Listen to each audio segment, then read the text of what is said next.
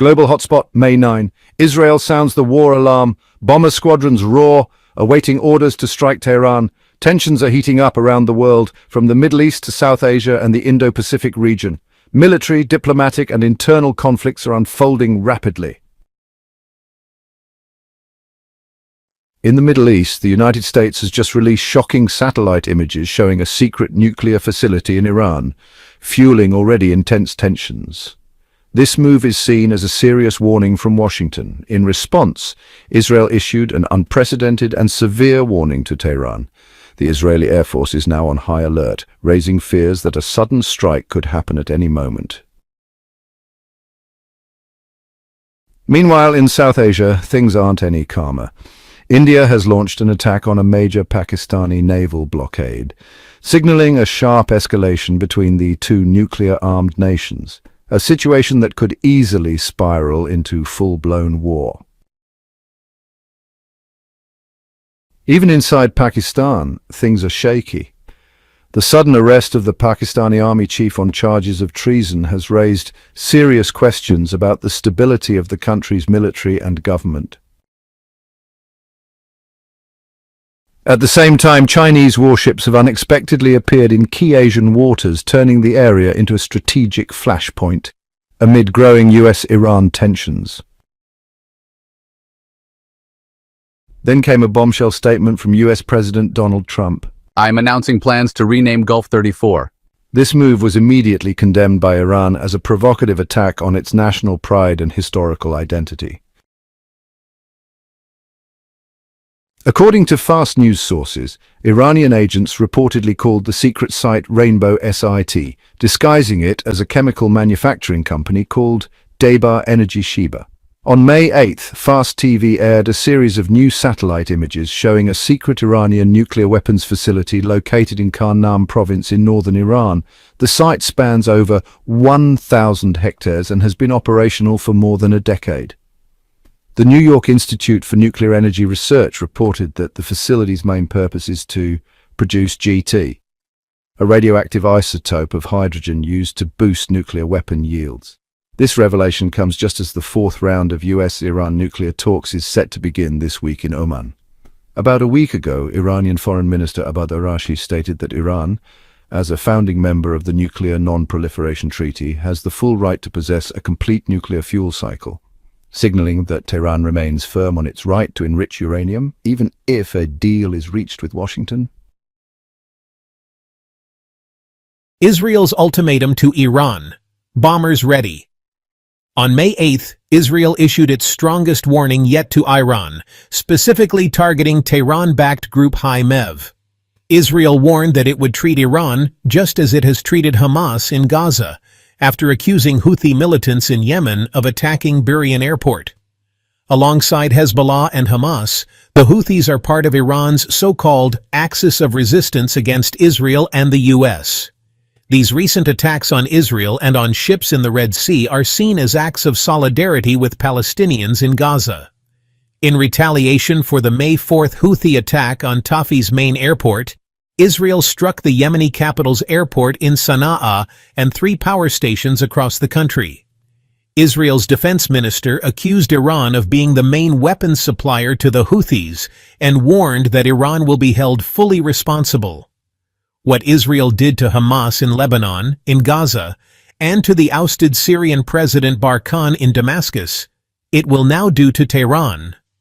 Israel will not allow any force to harm it and must always be able to defend itself. Anyone who attacks us will face a powerful response. India-Pakistan tensions surge after naval clash. On the night of May 8th, local time, as tensions between India and Pakistan escalated, the Indian military deployed an aircraft carrier. Tensions explode as India strikes Pakistan, China deploys warships, and U.S. Iran frictions deepen.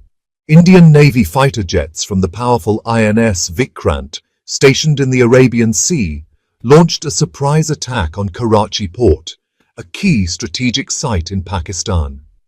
According to media reports, the port suffered major damage with 12 explosions and a massive fire breaking out. Sirens blared continuously as missiles were fired from the Vikrant at multiple Pakistani ports. These ports also house Pakistani naval bases, serving as headquarters for senior officers overseeing warships and submarines. In an unprecedented twist, Pakistan's Army Chief of Staff was arrested on charges of treason, throwing the country's military into chaos. Reports say he's being held at an undisclosed location and could face a military tribunal.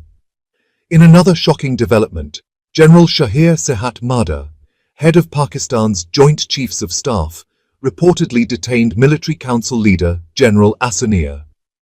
If confirmed, this signals an intense and historic power struggle at the top of Pakistan's military leadership. Further fueling the crisis, a group of senior and mid-ranking officers, including colonels, majors and captains, issued a joint letter calling for General Munir to resign immediately.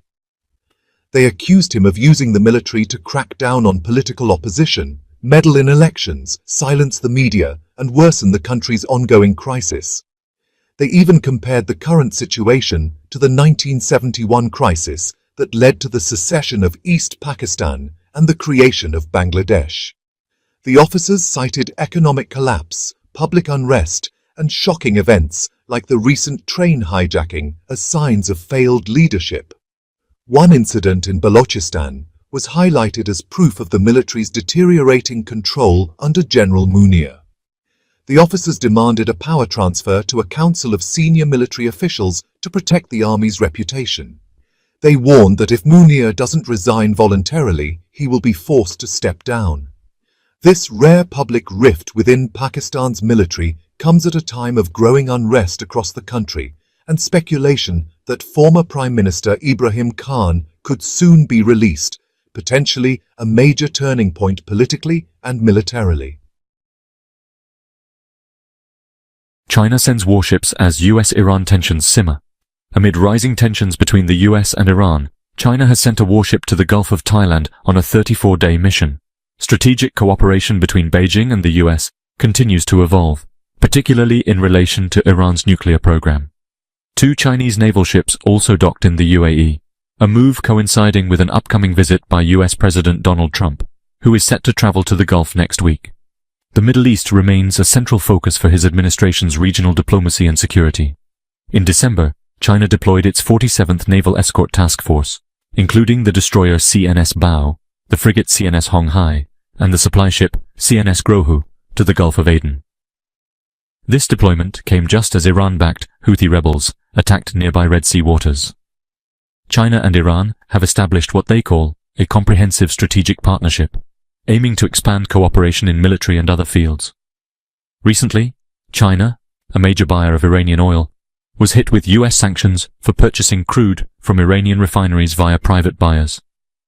While Trump has threatened Iran with military force if nuclear talks fail, the Pentagon has increased its military presence near Iraq, including 2 U.S. aircraft carrier groups. According to China's state-run China Daily, the Type 052DL destroyer Bao arrived in Abu Dhabi on Sunday for a 5-day resupply and maintenance stop. China's Gulf Chamber of Commerce described the ship as a versatile 7,000-ton war machine capable of defending against aircraft, ships, and submarines.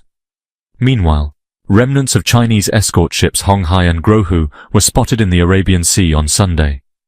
Intelligence analyst M.T. Anderson reported on X, formerly Twitter, that the vessels were operating just 60 miles from the USS Constellation, a U.S. aircraft carrier. Back in April, the Chinese ships conducted multi-domain drills in the Bab al-Mandab Strait, connecting the Red Sea to the Arabian Sea. The Chinese military claims that the Bao was escorting a Chinese-made oil pump in the region. These escort missions are part of China's effort to expand its presence and naval influence globally. The 46th Chinese Naval Group previously served for 339 days, conducting escort missions, port visits, and joint drills across Asia, Africa, and Europe. According to a Pentagon report, China is likely planning to build new military bases in countries like the UAE, near the Strait of Hormuz, to support further deployment. China's defense spokesperson said the recent deployment had no link to Red Sea tensions and emphasized China's commitment to global security initiatives, maritime safety, and escort services for both Chinese and foreign vessels. Trump sparks outrage in Iran over Gulf 34 name change. 2 U.S. officials revealed that Iran is furious about President Trump's push to rename the Persian Gulf as Gulf 34. Trump's plan, expected to be announced during his upcoming Gulf visit, has outraged Iranian leaders, who view it as a blatant insult to their nation's history and sovereignty. While the exact timing of the name change announcement is still uncertain, the idea has already united Iranians, both supporters and critics of the regime, against the U.S., an extremely rare occurrence. Iran's Foreign Minister Artesh dismissed the idea as a baseless rumor and urged the U.S. not to politicize historically significant geographical names. He noted that Iran has the longest coastline along the Persian Gulf and has